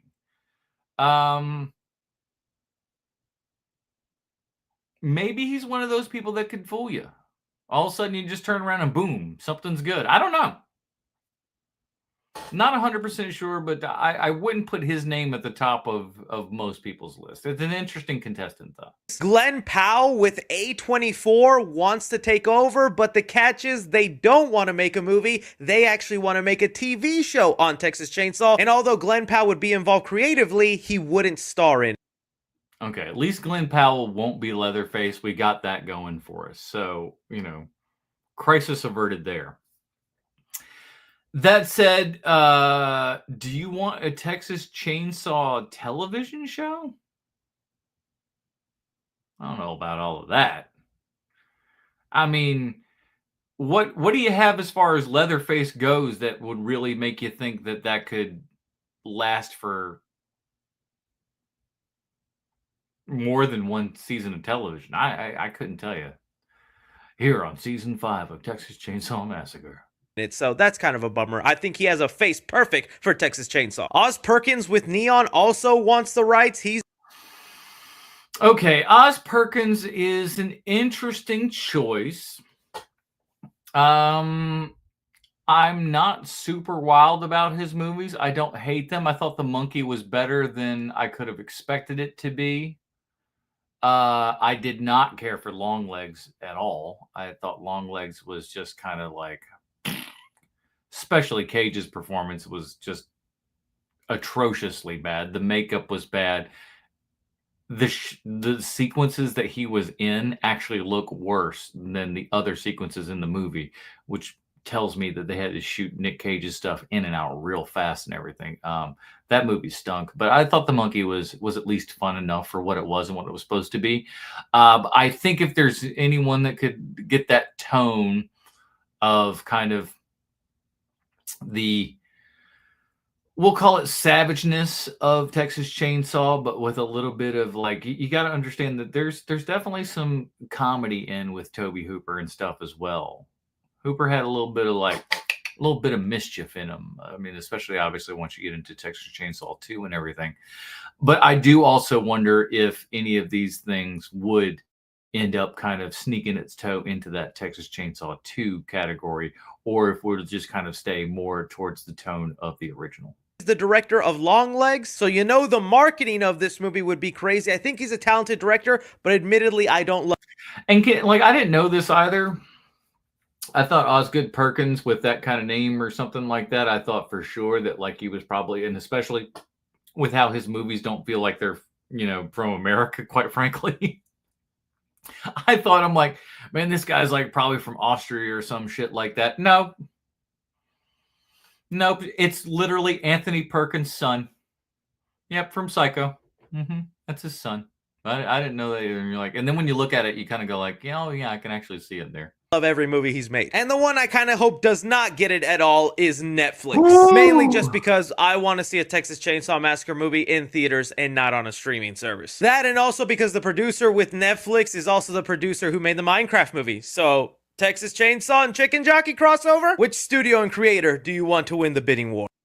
Oh my God. Certainly not Netflix. He makes the best point of all. You don't want to see that, especially that made it doubly worse. You're Netflix and the guy that, helped produce the Minecraft movie. No, sorry, Bob. No way, dude. Out of all of these, here's what I'll say. I think Jordan Peele would probably get the most asses in seats. Because he is he's an authorial name. So I think people would really gravitate towards that and go like, oh man, shit, Jordan Peele's doing this movie. But I wonder if people will think that, because I know like Nope wasn't as up everybody's alley as like maybe Get Out or Us was, especially Get Out. I think poor Jordan Peele, man. Get Out was like a real banger and everything, and you gotta follow that up. And like Us was okay. I thought it was all right. And then listen, I've liked all of his movies. I'm not poo-pooing. It's just like he came out of the gate swinging there real hardcore with his first one, so he had a lot to live up to with the subsequent films and everything. But I think he's doing fine. The A24 thing. I could definitely see something like that going on, but I also don't want it to be too artsy fartsy and everything. Whoever is going to give me the raw and the visceral kind of feeling, the dirty, gross feeling that you're supposed to have with a Texas Chainsaw film, that's who I want. But I gotta be 1000% straight with you, kids. There's one name that doesn't come up. There's one name that for whatever reason never comes up when anybody's talking about any of these Texas Chainsaw Massacre movies, and that is the damnedest of shames, because there's only one person who should be at the front lines to run all of the Texas Chainsaw Massacre. You know it, don't you? You know it right now. I don't even have to tell you. Why? Because this man has been chasing the ghost of Texas Chainsaw Massacre 2 his entire career. This man saw Texas Chainsaw Massacre 2 and said, that's the career that I want. I'm going to make that movie. You know who it was, right? Rob Zombie. Why Rob Zombie's name does not come up to direct a Texas Chainsaw Massacre movie blows my mind. He is the absolute person to do this. Get his dirty, stinking white trash hands all over this thing, man. If you want it to be as disgusting and just filthy as everything could possibly be, and all the characters should just be vile, gross human beings, have you seen a Rob Zombie movie? That's every bloody character. Every douchebag character in every Rob Zombie movie is a direct descendant from Texas Chainsaw 2. For Christ's sake, Bill Moseley! What else do you need to know? How his name is not on the docket for this movie? It's a crime. It's an absolute and utter crime. So if you want my recommendation, Hollywood, as I know you do, get Rob Zombie on the phone. Get him away from shit like the Munsters. What is he doing over there? Doesn't make any sense. That is it, everybody. We're rolling up almost on 2 hours for this here live stream and everything. Thank you guys so much for hanging out. Thanks for joining up here in the chat room and everything. Really appreciate that. Again, we are doing 80s Eddie Murphy over on the main podcast this week and everything. Dropping on Monday, it's going to be Trading Places, Eddie Murphy, Dan Aykroyd. This is another one of these early Eddie movies that I don't know what it is. Maybe I was just too young when it was all happening. But I don't think I've actually seen Trading Places. I remember jokes that people made around me when I was a kid and stuff about Trading Places, but I don't remember seeing it myself. So I feel like we're getting a whole new lease on life over there on HMP proper. And we're going to be doing that as a live stream with this as well. So we can have the chat room again, and also have you guys give a little feedback here while the show itself is going on, and drop super chats, aka Portress bucks. So we really appreciate when any of those go down. And of course, as always, if you can like and subscribe this, we are always going to be streaming on YouTube, Twitch, and Kick. So whatever format you're out there watching us on, we appreciate that, and I hope you can like and subscribe and all that. And again, I want to put this one out there for you guys as well, since we do have a couple people in chat right now all the way here at the end. Over there on Twitch, if even if you're not somebody who's normally on Twitch and stuff like that, if you are an Amazon Prime member, for the love of everything, go over to Twitch, sign up for a thing, and just kind of check my little thing right there. You'll subscribe to me. You throw a couple of bucks my way. It does cost you nothing. And since you're not, somebody that's on Twitch and stuff anyways, it doesn't really matter. You just kind of are essentially sending quote unquote free money my way. So if you're over there on Twitch, go ahead and do that for me. I'd really appreciate that, especially even if you're not watching Twitch. You don't have to worry about it. Sign it up once, boom, you're sending money off my way, and you didn't even do nothing about it. It didn't cost you a dime. And of course, you can always email us at halfassmoviepod@gmail.com. And I'm hopefully going to be doing some more streaming and stuff like this. I enjoy yapping about this kind of stuff. I think I got some tier lists and other things up there to do. And of course, if you would like to support this show, do me a big old giant favor and head on over to patreon.com/HMP. We have the pre-show, post-show, Dinger Zone. You guys get to vote on movies and stuff that we watch. Of course, you voted on 80s Eddie Murphy this month and everything as well. So please do that. We really appreciate it. That is it, everybody. Join me back here. I don't know, maybe tomorrow, maybe Wednesday. Who's to say? My name is Adam Portress. See you next time.